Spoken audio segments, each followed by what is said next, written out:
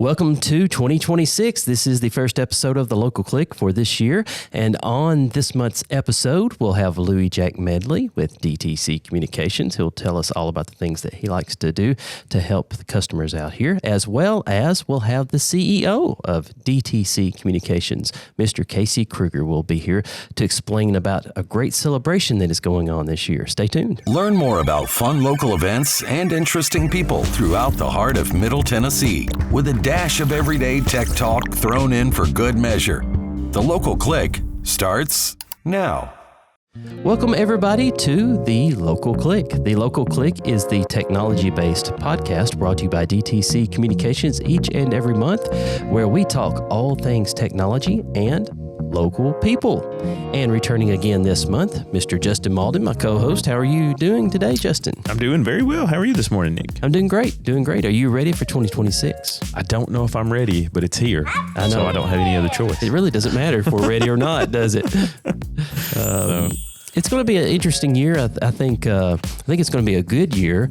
I know we've got a lot of neat things in store for DTC for the year of 2026, and we'll talk about a little bit of that as the show goes on. But as far as your plans, do you have anything interesting or different that you're planning on for the year of 2026 that you can think of? Listen, I'm living the dream like I always do each and every year. So I'm sure I'm like most people at the beginning of the year. You have some New Year's resolutions and some things that you plan on doing. I don't know if I'll stick to them or not, but I'm planning to. That's at least the plan, and we'll see how that plan goes if it comes to fruition or if I veer off of that path. That was kind of one of the questions I had was, are you a New Year's resolution kind of person? I think I am. I think probably like a lot of people. I guess it's just a year to reevaluate, right? I mean, it's a good time to reevaluate. I think there's always room for self-improvement. There's always room to try to be more positive, improve things, and I think this time of the year lends itself to that. Now, how successful will people be? It's always the question. But I don't think that there is anything negative about trying to be better, whether it's during the new year or some other time. What about yourself? Do you have anything planned out? What I've learned about myself over the years is I'm probably better off not making a resolution if it's something I really want to accomplish. I think the minute I try to make that a goal, it seems like I sabotage it. So I think I'm better off just to go for it unspoken instead of trying to make a big deal out of it. Seems like I'm more successful that way. I'm probably not the only one out there too that's probably like that. So fly by the seat of your pants. Yeah. Type of mentality. I like it. Yeah, I think I'm more successful that way. So to each their own. That's right. If you can get to that end goal, that's the most important thing. Yeah, that's right. As far as 2026 goes, and we're going to talk about some of this with DTC and things going on, but we're celebrating 75 years for the year of 2026, and we've got a lot of exciting things in store as a company for this year. Are you excited to kind of see us tell our story and where we've came from and where we're going? I think it's very interesting. I think when you start getting to these kind of numbers as far as the age of the co-op is at 75 years, for somebody like me who is not as old as you. Well, how about that? I obviously was nowhere near around when a group of people decided, hey, we need to do something. Well, for the record, I wasn't around 75 years ago either. I mean, Justin. You were closer than I was. I can't argue that. That's true. But, to think of the power of what was accomplished because a group of people came together, saw a need that the community had, and had the initiative to do something about it. Right. And what it has grown into and the impact over 75 years that DTC Communications has had. And I think it's going to be wonderful to get that story out there, to celebrate the things that have happened, and to share some things with the community and get the community involved as well. And that's honestly, I think something that sets us apart in a lot of ways is there's not many businesses out there that can say they've been around that long and are still alive and kicking and growing and prospering and still helping our customers and still there for them. So, the thing at DTC Communications wouldn't be where it was if it wasn't for our members and our customers. That's exactly right. We're here because of them. Yeah. it's a great relationship between us and our members for sure. So, but everyone just kind of stay tuned. It's going to be a fun show. Coming up in just a few moments, we'll be speaking actually with two people from DTC in this month's episode. Later on will be Mr. Louie Jack Medley, who is the construction coordinator here at DTC. He'll be telling us about some of the different things he's seen throughout the years here at DTC and what his current job title entails and the kind of things that he works on every day to try to help our customers have great service. But first, we're going to welcome the CEO of DTC Communications to the program, Mr. Kasey Krueger. And for this segment of the Local Click, we are very lucky to have the CEO of DTC Communications, Mr. Kasey Krueger. Hello, how are you doing today? Doing great. Thanks for having me again. I appreciate it. We're so glad to have you back. Obviously, we didn't scare you off too bad the last time. Anyway. So It's pretty painless. It's not too bad, is it?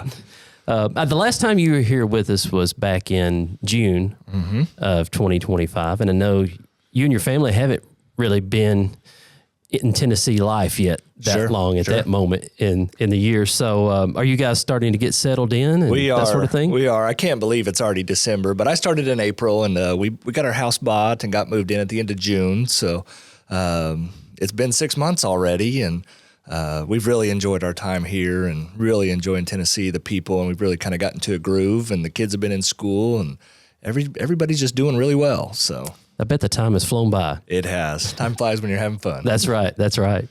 Well, we're glad to have you here in Tennessee. And, the year 2026 for DTC is a very special one that a lot of businesses really don't get to celebrate. It's the 75th anniversary. It is the 75th anniversary for DTC Communications. So we were founded on July 29th, 1951.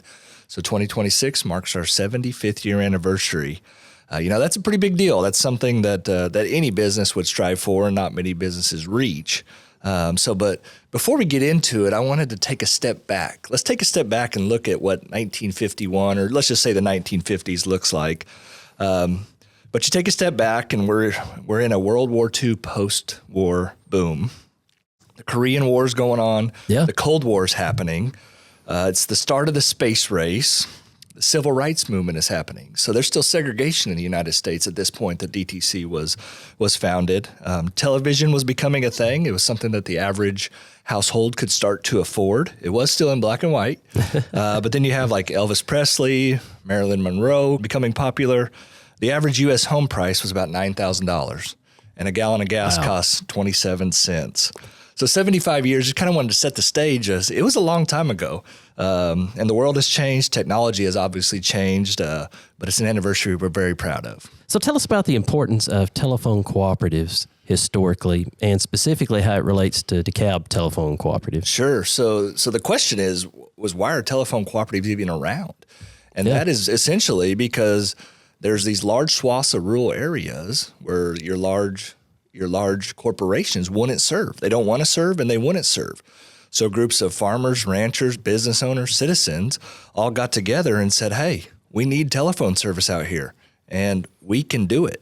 Over the years, we've grown and continue to grow and innovate and, meet the needs of our cooperative members. And so we started from there, where it was just an idea, and said, hey, we can string some wire and we can do some telephone service. And today, we have a state-of-the-art fiber optic network where we pass over 36,000 homes and businesses and serve over 1,100 square miles. So pretty impressive. In a lot of ways, if people didn't really step up in that moment of need, so many, many, many years ago, we wouldn't be where we are today. We wouldn't be where we are, for a long time. Somebody may have came and served Middle Tennessee, but it would have been unserved without the cooperative members and the cooperative founders stepping up and just making it happen. Yeah. You look back at, back in the 50s, people just made it happen, and that's what they did. I love that spirit, that work spirit that they had. Yep. So what do you think those original board members of DeKalb Telephone Cooperative would think about how far things have come since 1951? I think the key to all that, would they be proud? They would be so proud, proud that we continued their mission, proud that we've continued to grow, proud that the membership has continued to support the mission, proud of the network that we've built and stayed up on and continued to innovate on, proud of DTC continuing to meet the needs of our members and our customers in Middle Tennessee.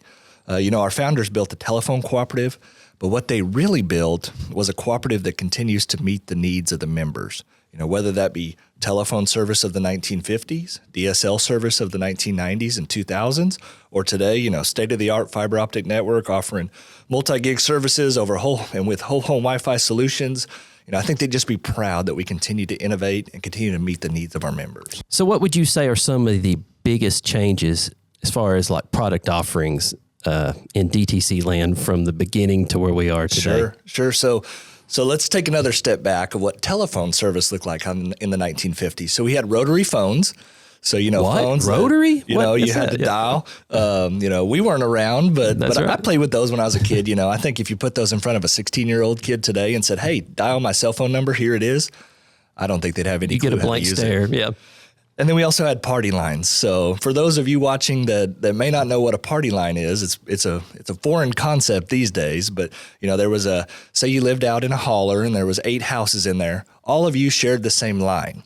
So if I was on the phone, but my neighbor across the way wanted to use the phone, they would pick it up and say, hey, can I use the phone? And so you all shared the same line. So you just hope that the town gossip wasn't on your same line, I guess. Going from that to today, we are offering cutting-edge services over a fiber optic connection that moves at the speed of light. Yeah. It's just kind of crazy to know how far it's advanced, and but we just continue to meet the needs of our customers and continue to serve Middle Tennessee with the latest and greatest technologies. That's right. How important are the cooperative members in keeping this vision of DTC going all these years? Our members are the heart of our purpose. That's why we come to work every day. That's why we turn the lights on. Without our members, DTC would lose its purpose. That's why we are here. We are here to serve our membership, and we're here to provide them with services that they need and they want across Middle Tennessee.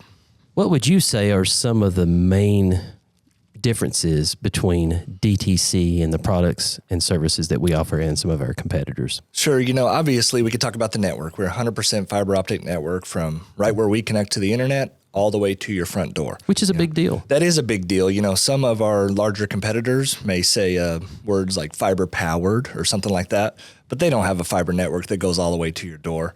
So we're offering those cutting edge services that are world class. And it's important to serve Middle Tennessee with those world class services. Customer support is second to none. Our technicians are top notch. Our call center is top notch. Our CXRs are top notch. I've been nothing but impressed with them and the dedication that they bring to work every day in helping our customers and our members. Community support, from a community support standpoint, our goal is to support the communities as much as we possibly can. Without advanced telecommunications services in some of our communities, where would those communities be today? So supporting them from a network standpoint, but also supporting them from, donations to nonprofits, helping the schools, helping other businesses, just making sure our communities are taken care of and they're thriving. But I think the other thing that sets us apart is, as a cooperative member, you're an owner of DTC.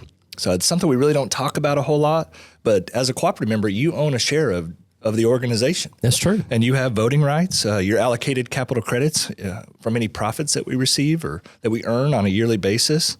So those profits are allocated back to you as a member in Woodbury, Tennessee or Smithville, Tennessee, over profits going back to some faraway shareholder in California or New York City.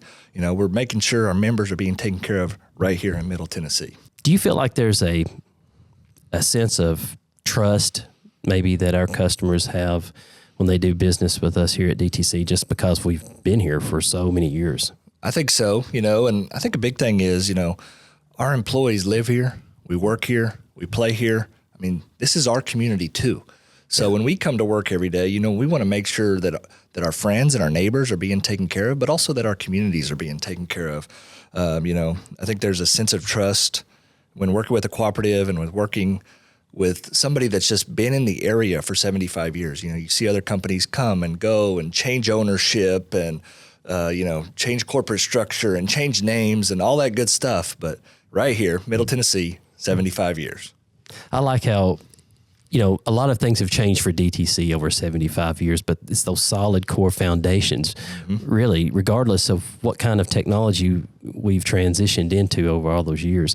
That same fundamental self-service that we have. It just seems like that never changes. And over my first 8 months, you mentioned self-service. I've just been really impressed with our employees and our crews that they really have that that spirit of service. Yeah. And I've been really impressed by that. Do you have any special celebrations or activities in store for celebrating this big milestone? Absolutely. We spent the last probably 6 months planning some things. Okay. I don't know if we're ready to fully announce them yet, but as we've talked previously over the last couple minutes, this is a big deal. So we're going to make it a big deal, and we're going to have some celebrations. We're going to come around to our various communities and have some celebrations, customer appreciation events, we'll call them. And then we'll also do, I mentioned that June 29th, 1951 was our founding day. So that week we'll have a bunch of events going on that week. You'll see a lot of giveaways and prizes going out, and just really looking forward to celebrating the 75th and make it a fun deal, but making it about our members as well, because they're the reason that we're here. So where should people go to keep in the loop about all these great, exciting things going on? Probably the best place, social media. We're posting on there on a regular basis, Facebook, Instagram. We will have some information on our website. We may send out some flyers, but social media is probably your best bet to stay up to date on the latest and greatest and what's going on. So I have one more question for you before you leave us in this interview today, and it's a pretty big one, so don't want to put you on the spot, but Sure. What direction do you see the next 75 years going for DTC? We took a look back at 1951, right? And I don't think our founders would have any clue what fiber optic was and, back then, and they would be so amazed at how far we've come. So I don't think I could predict. 75 years from 2026 is 2101. So I can't predict what's going to be happening in 2101, but the one thing I can guarantee is that DTC will be here. We will continue to innovate. We'll continue to meet the needs of our members and continue to serve our members the best we can. Well, Kasey, thank you so much for joining us today, and thank you for everything that you do to help us bring this mission forward and keep the dream alive for so many of our customers. Absolutely excited to be here, and thank you for having me. Everybody stay tuned. We've got more of the program coming up in just a moment. Ooh, I'll get it. Grandpa! Hey. Want to play my new game with me? Oh, sure. I'd love to. Okay. Let's go. I got you. Right off my Give me roll. No. I'm gonna catch you. I'm gonna catch you this time. Oh, yeah. Sharing memories while staying connected. DTC Internet makes it all possible. My name is Ashley Roth. My husband Caleb and I own Stain and Seal Experts based in Alexandria, and we are a DTC customer. Caleb grew up in the fence industry, so when we got married and wanted to do something on our own, it made sense for us to start staining fences and manufacturing fence and deck and log cabin stains. We manufacture our own stains that check all the boxes for us that we offer to our customers here locally, as well as nationwide that buy our products. DTC services all of our phone systems. We also have their fiber internet. For our phone system to work is instrumental for us. We rely heavily on our internet and phone services from DTC. It means a lot to us that they're local, that they've always been local, and that we're able to support them, and their services give us what we need to support our customers. Hi, I'm Ashley, and that's the DTC difference.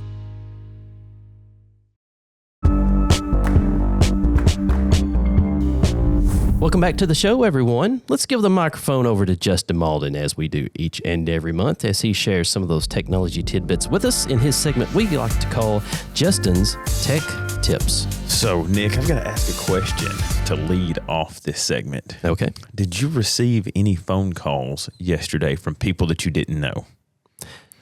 Not that I think that I can. How about think the of. past week? Oh yeah, definitely. Okay. Yeah. Did you receive any phone calls about your car's extended warranty? No, but I have in the past for sure, plenty of times. Anybody trying to sell you anything?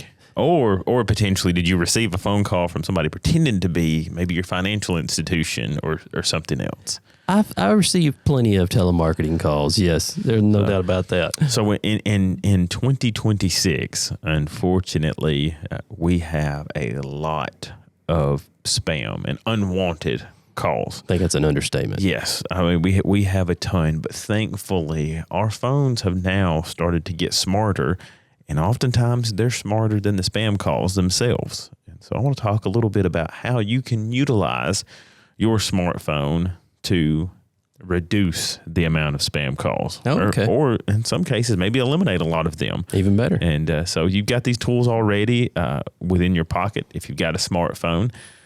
Built into those. It doesn't matter if you're using Android. It doesn't matter if you're using iOS. Now, I will preface it with you need to be updated to the newest version. So iOS 26 has been out since September, and Android 16 has also been out a few months. You need to be on either one of these before you will see the full functions of this. You will see some things. That's a good point. You won't be able to find these settings if you're not updated, right? Yes, so be updated. So the first thing, before we go any further, is make sure your device is updated to the newest software. Right. So check it first, because these are built-in tools that I'm about to talk about. So you don't have to download another app or anything for this first part. Okay. It is built into the system. So check, make sure that you're updated. Now, if you were updated inside your phone settings for both iOS and Android, you have a very neat feature that will show up now, and it's worded a little bit differently. For iOS, it is screen unknown callers. Is what it's called. That's what it's called now. It used to be worded a little differently, but that's what it's called. Okay. And then under Android, it's just called call screen. So they're worded almost the same. Now, what these will do is they will take, if you have somebody that calls you, they're not in your contacts, they're not somebody that you've messaged before, it's not somebody you've called before, it will use artificial intelligence, going to use AI to check, to make sure that you haven't had contact with them. So used to be it was just if they weren't in your contacts. Now, if you allow it to, it will check it'll make sure you haven't had any sort of communication. You haven't called them, messaged with them, that kind of thing. And it will give you options. Do you want to send that straight to voicemail and just disregard it? I don't even want my phone to ring. Just go straight to voicemail. And then your phone will let you know after the fact, hey, you had somebody called you and they left a voice message.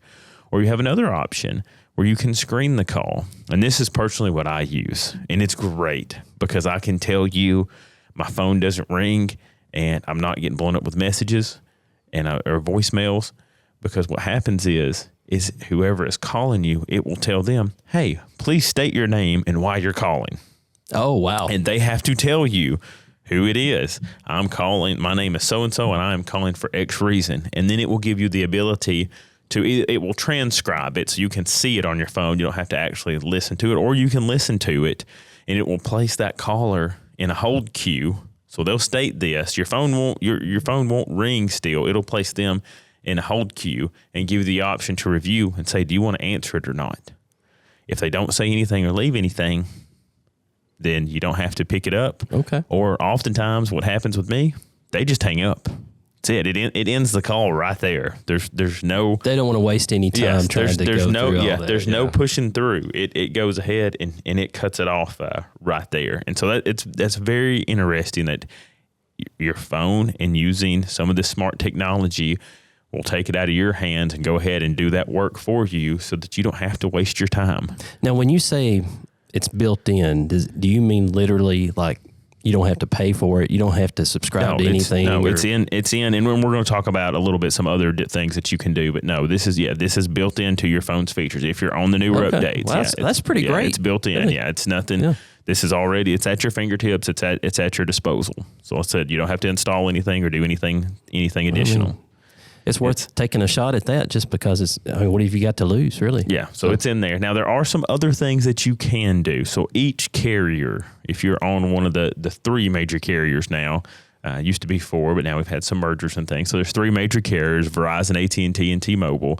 If you're on any of these three, now some of the other smaller providers may have options of this, and there are third-party apps that can do similar things. I'm not going to mention any of them, but each of the carriers do have free apps that you can install. For my carrier, I use the free app as well, and it adds a few features too as well, to where it will check itself at the carrier level.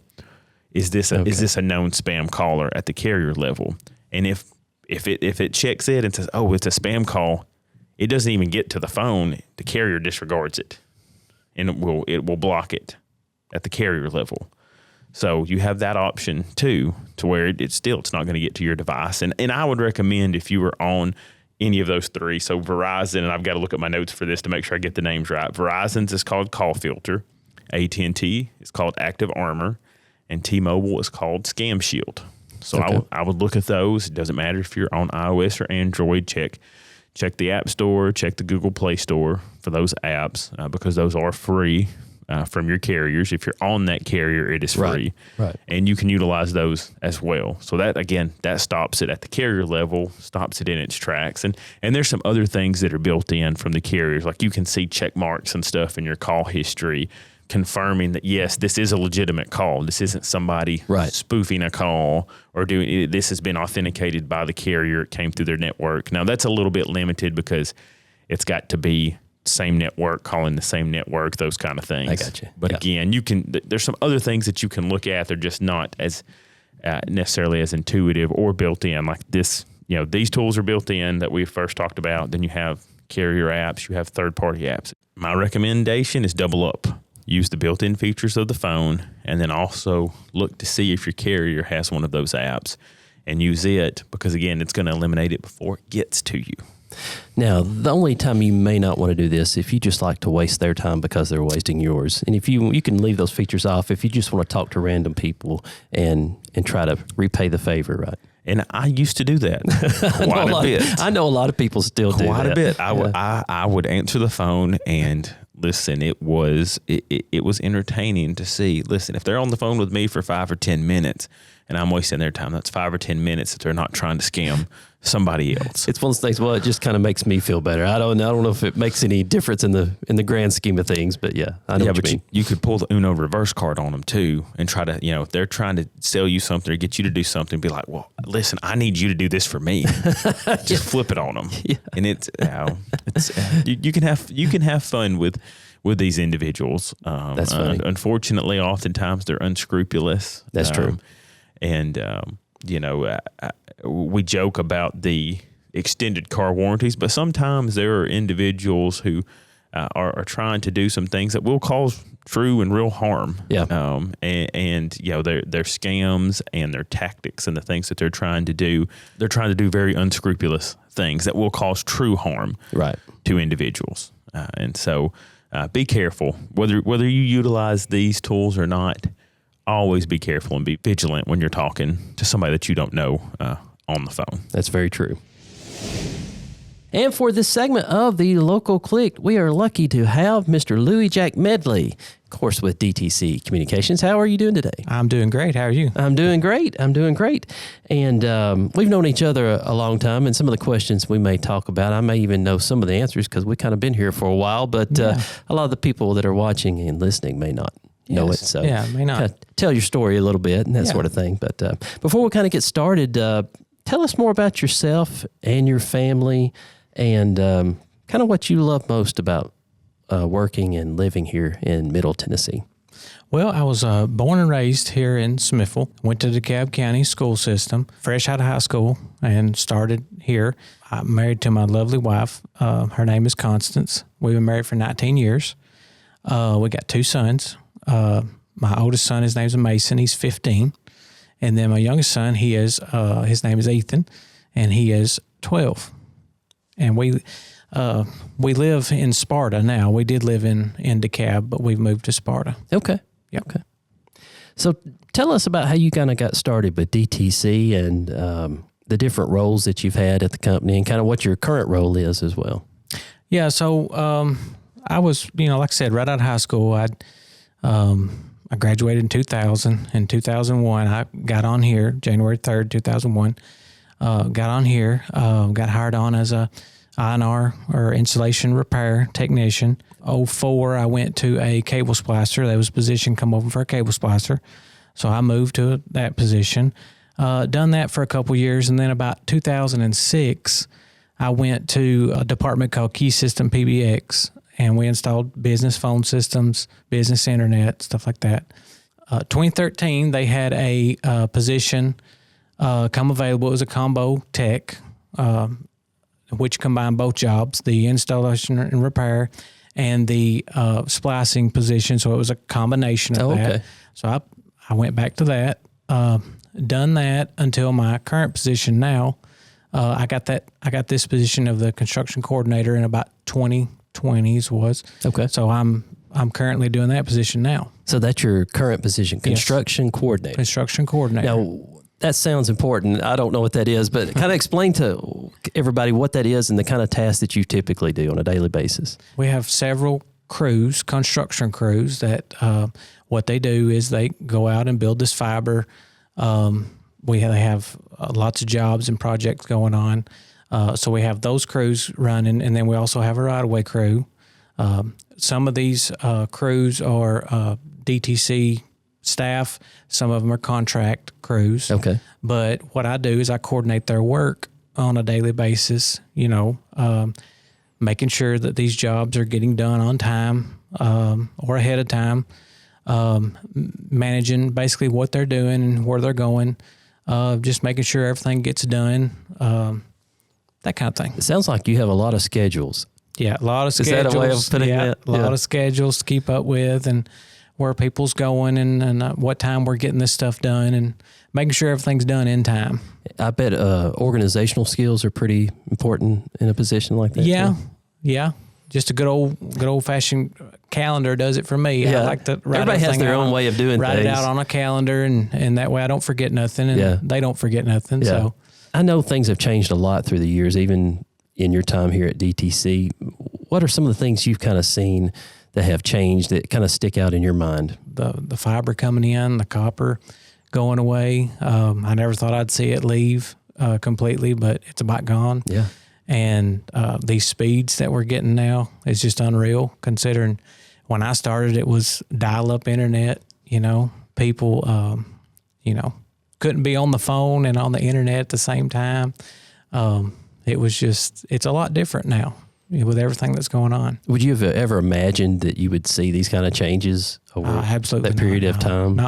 Not in this quick of time. Yeah. It seemed like, it's fixing to be 25 years for me. So I'm like, it don't seem like it's been that long. So talk about some of those early beginnings of our fiber build out. Yeah. In the beginning, when we started this, we hit it full force. I mean, we was wide open. We had lots of crews running. We had right-of-way crews going in. Well, we had staking crews going in first. They would stake the line. We had right-of-way crews coming in behind them, trimming it out, getting ready for the new line to come in if there's any trimming needs to be done. And then we had our placing crews come in. We had several of those running at one time, placing crews. They was building the line. Right after they get through building that line, we had the splicers come in, and they spliced it all up and everything. But it was, in the beginning, it was pretty wild. We was in several areas running fast as we could run. At the same time, kind of, a lot of multitasking. A lot of multitasking. We just had, it was very busy. We had lots of crews going everywhere. And you probably had to coordinate not only the construction parts, but some of the financial parts of that too, right? Yes. So during that time, we had buried crews, we had aerial crews. We had crews that done specific things. Some of them do just underground stuff. They specialize just in those things. Just in that. Yeah. Okay. And then, like you said, the billing and stuff like that on that. It was a full-time job, if not a little more. And then you have the different grants and things like that. Oh, yes. Too, that you're working with, yes. Right? The grants that we had to meet those dates and get that fiber built by, it kept us on our toes. Yeah. What kind of advantages do you think our customers are seeing from our switchover to fiber? I got a long background in troubleshooting, so that's usually where I go with the advantages. Not everybody, but there was a lot of trouble issues and stuff, and this fiber has really clarified a lot of that. I mean, because do you see less trouble in general with a lot fiber? less trouble with our copper lines. Everything affected the copper. If it was lightning to the rain to the sun, it was just something was affecting that copper all the time, and the fiber just is not that way. Fiber ages very well. Yeah. It doesn't age like copper did. So I think that's a big advantage from kind of my background is once you get that fiber there, it's there as long as, something don't happen to it for us. a squirrel or something like that. Some kind of damage. Some kind of damage. Yeah, tree falling, that kind of thing. Of course, you kind of mentioned this too, but I mean, the speed part is just almost unreal, isn't it? It is far as unreal. how fast you can. It is. You can and go. they keep talking about how we're going to keep going faster and faster. And I'm like, golly. Yeah. I mean, that's a lot. Yeah. Well, I know you're over a lot of different people on a day-to-day kind of scenario, and you're trying to accomplish task of running fiber in different places. And of course, where we are here in Middle Tennessee, some of these landscapes are pretty challenging. Do you see a lot of issues or challenges as far as trying to get fiber from point A to point B in some of the kind of different areas that we have to work in? Yeah, it can be very challenging sometimes. When you get an easy one, it's really nice to have that because you're like, oh, this is going to be easy. But, the hard ones, sometimes they can really get hard, you know.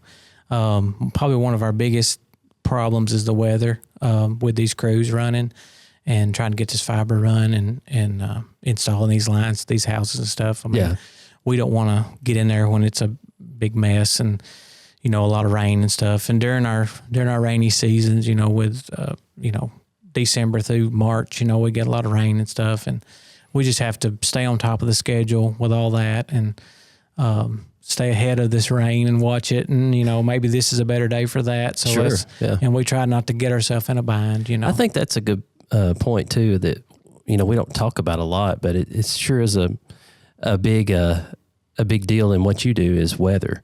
Yeah, weather affects us a lot. We have to really pay attention to that weather, just depending on what time we want to get out there. We want, we love days like today when it's sunny and stuff like that. But, you really got to watch that weather. Or if you have an issue where there's a repair or something needs to happen, and even if it's snowing or whatever, I mean, you kind of have to do what you have to do, don't you? A lot of times just to get that service going. And you was talking about the terrain too. I mean, the terrain it can be rough, especially with us running this. We run a lot of fiber underground, so you don't know what's under the ground, till you start digging there. And, we have to watch out for other utilities and tree roots, rocks, that kind of things. I mean, we go to some places and it's pretty rocky, so we have to watch out for that stuff. Yeah.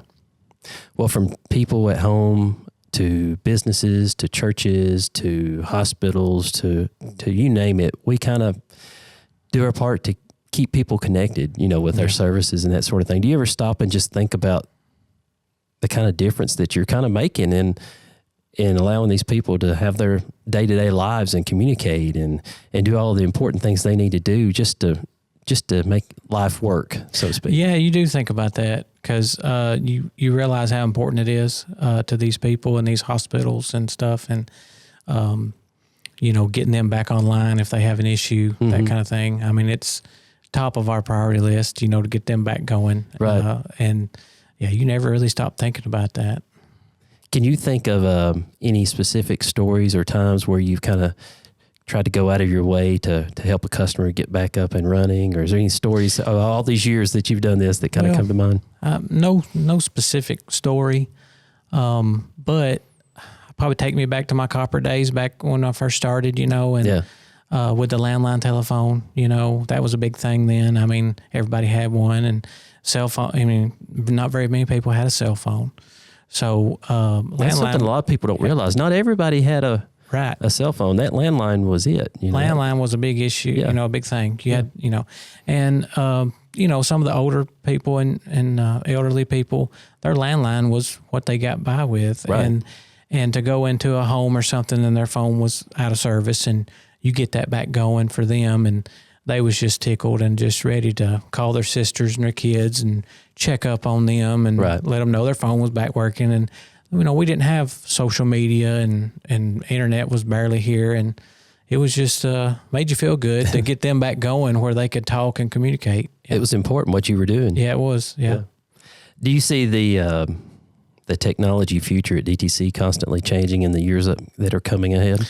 I do, because it's changed ever since I've been here. I mean, it's just going to keep changing. It's not going to stop, is it? It's not going to stop. We're going to keep going faster and faster. Well, before we wrap up today, what do you think is the key, I guess, if you will, to DTC's success over these past 75 years?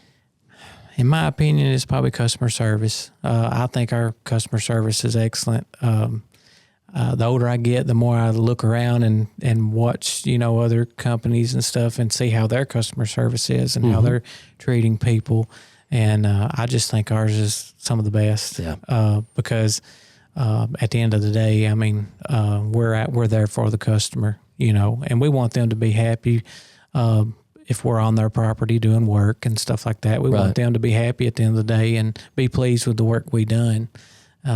So I think that's the top of the list. Yeah, if you got a happy customer, you've got a great start with a business relationship there. Yeah, I want them to have a good relationship with us, feel like they can talk to us and, if they need something, that kind of thing. Thank you so much for joining us today. And maybe in another 25 years, we'll meet up again and we'll talk about how things have changed. Maybe so, yeah. Sounds good to me. Sounds good. Everybody stay tuned. We got more of the program coming up in just a moment. Great communities attract talented people to live, work, and raise their families. We've deployed a high-speed network that helps the best and the brightest enjoy better lives in our smart, rural community. Great small businesses provide jobs that help workers earn a good living and provide for their families while strengthening local economies. We deploy fiber internet that helps those businesses succeed. Great doctor and patient relationships create bonds that lead to healthier lives. We deliver secure connections so every home and rural healthcare provider can connect to the best healthcare options. Great schools help knowledge-hungry students learn, think creatively, and follow their passions. We've built the network that helps their dreams take off. Great farmers provide the food that sustains and nourishes our nation and the world. We keep those farmers connected to the technology that ensures their crops can thrive. We've planned, engineered, and constructed a cutting-edge communications network. We're committed to delivering future-proof broadband, so our friends, families, and neighbors can live rich lives in smart rural communities across America. Your community is our community. We're your rural broadband partners. You do great things. We make great things possible. Do you know what room the router's in? I can't get onto my Zoom meeting. Try it in our spacious new family room. Okay. Still not working. Try it in our beautiful backyard. Still nothing! Your new home checked everything off your list, except for internet from DTC. Oh, come on! Sign up at dtccom.net for fast and reliable internet. And welcome back to the final segment for this month of the Local Click.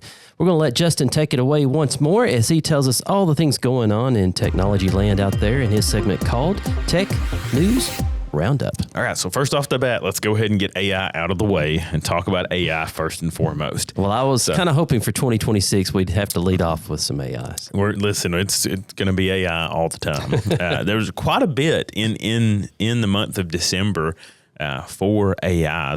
The first notable thing is President Donald Trump signed an executive order. And what he did with an executive order was he is trying to establish a national standard for AI regulation. And the reason he did this was because he believes that there's a patchwork of framework within the states and different state regulation, and was trying to give a solid one-size-fits-all approach because we've got all these AI companies, and he believes that if there's all these different laws and regulations at the state level, it makes it more difficult for them, and so this makes it easier for them. I'm not arguing the pros and cons of that. I'm just stating that's what his intention was. That was the purpose. And so we'll see what happens with that. I think the AI companies themselves are very pleased with it. Because it eases some of the regulation that some states had imposed. Of course, then you have the other side of the coin where you have individuals who don't like it due to privacy concerns and other things. Right. So we'll see how that shakes out. But that's very important because depending upon what happens with this AI regulation, is it going to vary from state to state, or is it going to be solid? Right. It's going to be very, very interesting. During the month of December, though, there was AI models being pushed out left and right. Okay, so Claude released a new version of Opus. The biggest thing was Google released a new version of Gemini, and it was enough of a leap that OpenAI went on red alert to push out GPT 5.2. So they actually went all hands in for a few days to push out their next model that they weren't expecting to push out until sometime early this year, to get it out in December because they were afraid they were going to get behind. They want to be competitive. Yeah. So the competition reared its head, and there was a response to it, which is great. It's great for on the consumer end. The consumers win. Yes, yeah. because we're getting more technology and more advancements quicker. So when they have these new models, what does that really mean? Does that just mean you get more detailed results when you're asking AI questions? So specifically with the Gemini and the GPT models, it was not more for what probably you and I would use it for, which is, let's ask general search and general questions. It was more along the lines of mathematical computation and things of that nature, being able to solve formulas and things like that. So that's what the big advance was. Yeah, I don't use AI for that too often. Yeah, so for us, probably not. But yeah. for researchers and scientific projects and scientific work, it's a very important leap. Sure. So they didn't want to get behind, because they don't ever want to get behind, because they don't want these groups to swap to using a different model. Because I'm sure they think, well, if they swap over here, we're going to lose that. Right. And there is, and we have to keep this in mind, when you're using it at scale like that, they're paying for it. Right there. We have free access to it. It's all about money? Yes. They're paying for instances, and they're using the APIs, but they're having to pay for their usage because they're using it at such scale, and they don't want to lose out. Yes, sense. So that's the big reason for it. Google also announced, this happened in November, but we got some more clarity coming into December. Google announced Project Suncatcher. Have you heard anything about that, or have you seen that? Because it's very, very interesting. So what they're wanting to do, because of AI, we have data centers going up all over the place. I mean, even here in Tennessee, we've got data centers being built. OpenAI is building a massive data center in West Tennessee. That project is ongoing as we speak. What Google is proposing, and I don't know if it will come to fruition, but it's a stretch, it's a reach, and they're very ambitious that they want to build AI data centers and put them in space. So they want to launch them in space. AI. Yes. So they want to utilize, and you think about it, they want to use solar energy to power it, but you think about space, it's cooler, right? So from an efficiency standpoint, an energy efficiency standpoint, it seems very interesting. Now, it's not supposed to happen until sometime next year in 2027. Going to be interesting to see if they can do it. But listen, we've seen SpaceX, and we've seen Starlink, and we've seen these other things that are happening now. I don't think it's too far of a stretch. Can we put that kind of stuff in space as well? I mean, it seems like science fiction, but it's really not. We have a space station that people live on that orbits the Earth. Putting data centers out there, especially with the communication standards that we have now, I think it could happen. I think it could be very, very real, and I think it would help solve. It could solve the data center issue, because data centers are big, they're loud. You've got the noise issue, you've got the energy issue because they are so power hungry. Again, you've got the heat issue. So you power these things, they cause a lot of heat. Well, you got to cool them down too, because they can't run too hot. So then you're doubling the energy usage and trying to keep facilities cool. So it's a problem, and it's a unique solution that they're proposing. They're definitely thinking outside the box. Yes. On that.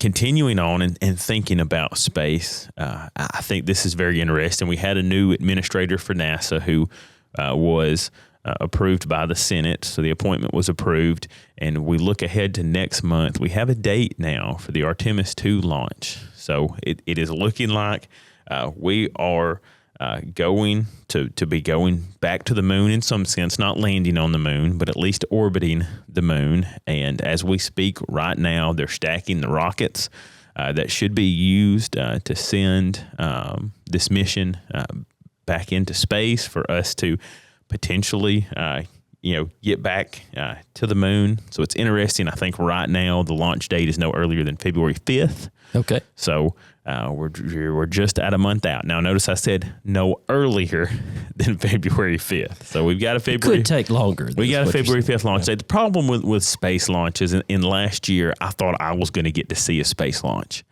because I happened to be down at Cape Canaveral during the day that they were supposed to do a space launch, and it was the scheduled launch date, and like 3 days out they had to postpone it because of weather, and that's the issue that you run into. So it's no earlier than this because they've got to have the right weather conditions and things of that nature for these launches. So that's very interesting that we could see this mission actually get launched and see some fascinating things happen again with space. And finally, another big breakthrough in technology domestically that we've seen is there's a company out of California called Genium, maybe mispronouncing that has developed a new technology for producing lithium-ion batteries. And what they have done is they're able to take what's called the LFP process, which is lithium, it's iron, and phosphate. The F, if you're wondering why it's LFP, is ferrous because of the mineral symbol, right? In scientific name for iron. But what they're able to do is they're able to do some sort of brine process where they're able to more economically produce the lithium that is needed to be able to produce batteries. Okay. And the problem that we have domestically is we are dependent upon international producers for lithium. Even if we can extract what lithium we can extract here, we don't refine it domestically. And so we've got the ability now through this technology, if it succeeds, it's in the early stages, to where it's a new technology that should allow domestic production here. And we've seen some other things recently here in the state of Tennessee. There was a deal launched to start extracting some rare earth minerals. Yes, here using existing zinc facilities that are already here, reopening them, and then being able to get some rare earth minerals, which again affects technology and affects all kinds of things because we need lithium-ion batteries for technology. We need these rare earth minerals for technology. They're produced. It's good for national security issues as well. Yes. So. It's a benefit all around, especially if it's something that we can do here because we're experiencing it right now. A lot of people they may not be seeing it or realizing it, but there's a chip shortage right now. There's a shortage, and a lot of this still has to do with AI and data centers taking it over. But you can't buy a graphics card cheap. You can't buy RAM cheap. You can't buy storage cheap because right now they can't produce them fast enough for them to be consumed. And so prices have started to go up because your basic laws of economics and supply and demand have tilted the scales in that regard. And the United States imports almost every single bit of that. Yeah. And we're reliant upon foreign producers for those things. And so we see some of these shifts may start shifting that back to domestic production, which will be a benefit to us. Yeah, that would be a good thing. Really would. So yep. And so that's it. We got a kind of a little bit bigger spectrum. We talked AI, but we talked some other things. We talked space again. I think we'll continue to see space in all these various regards, not just space exploration, but using the pun is intended here, using the space and outer space for other things. I see what you did there. Yes. Well, thanks, Justin. I appreciate all that information. And now we're going to go over to our next segment where we tell you all about the great things that we'll be doing this month at DTC in our segment called What's Up DTC. And we don't have a lot of in-person events that we're working on for January, but I do have one kind of blanket statement that I want to share with everyone. It is our 75th anniversary this year in 2026 for DTC. So be sure to follow us all on social media, on Instagram and on Facebook, because we've got a lot of exciting things in store to help celebrate this momentous milestone, if you will, and we want you to be a part of it. And I think you're going to want to be a part of it because it's going to be fun, and we've got some kind of neat things in store. So make sure you follow DTC Communications on Facebook and on Instagram, and kind of stay tuned for all the great, fun, exciting celebration activities that we have in store. And on that note, I think that's going to wrap it up for the month of January and for this first episode of the new year. Justin, thanks for joining me, and thanks for always keeping us in the loop of technology. Hey, pleasure to be here. Appreciate our listeners for tuning in and listening to us again. Hope that you have enjoyed the holiday season, and hope you have a happy new year. That's right. We thank Louie Jack for joining us, as well as Mr. Kasey Krueger, and we thank you for joining us as well. And we say we'll see you next month on The Local Click. Learn more about the show by visiting us online at thelocalclick.com. Also, be sure to subscribe to us on your favorite podcast or video platform so you won't miss our next episode of The Local Click. See you next month.